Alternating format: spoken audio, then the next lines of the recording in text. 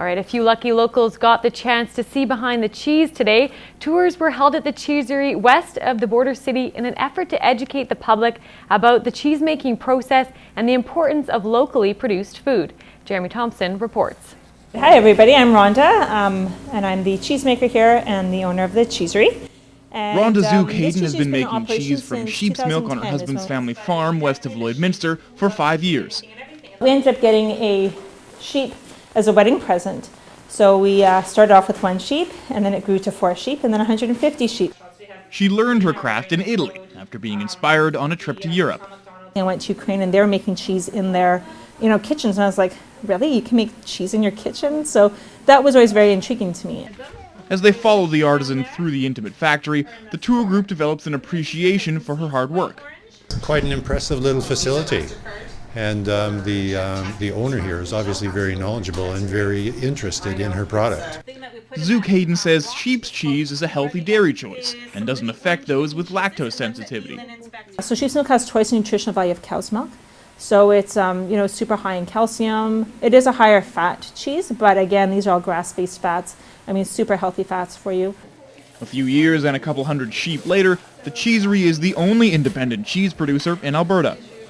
It is obvious that more people are interested in sourcing local products. I think that's probably one of the reasons why we're finding that people are interested in products from local cheeseries like this in Edmonton and Calgary. If you can actually see where it's coming from, if you know the people who are making it, and if they can tell you about how it's been made and trust that it's pure cheese or pure meats, I think that's really special, because so much of our processed food is a bit too processed.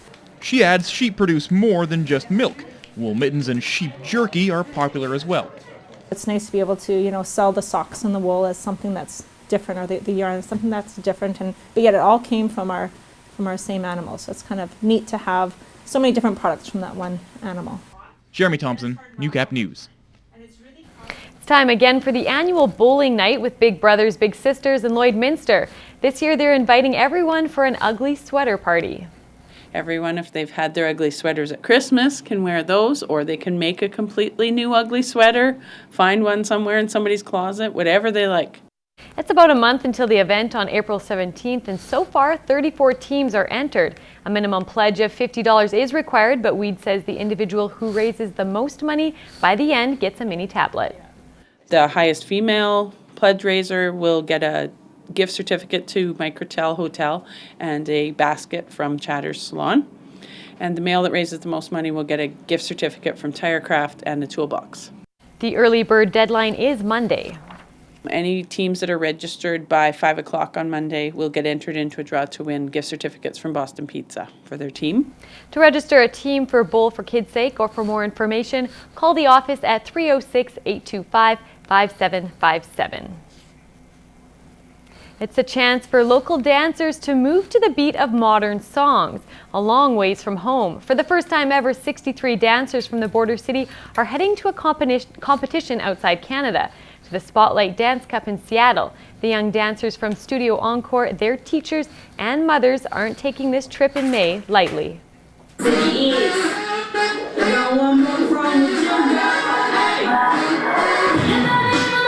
It makes me forget the rest of the issues in my life, and I just have to focus on what I need to do here.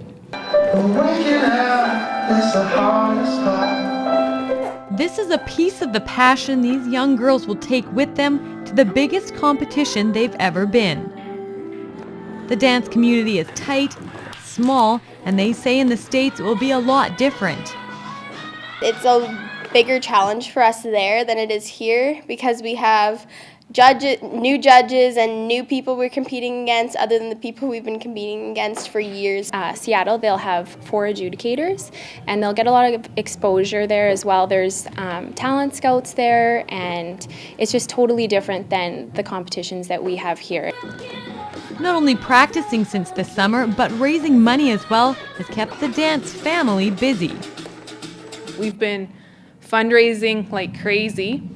A couple of the moms have gotten together and we formed a committee. And all of our dancers live, eat, breathe, dance. They're here every weekend, they're here all week, and they all love it. I grew up dancing, and it's a huge family here. Everyone gets along really well, and when we come here, it's like a built-in support system for us. Next year will be her 10th year dancing here, and to this day, every time I see her get on stage, I get butterflies and emotional. So I think that this next step of them going to Seattle and participating is just going to give us that extra enlightenment of knowing that they can become so much more. If this year is a success, teachers say they plan to make it to more major city competitions in the future.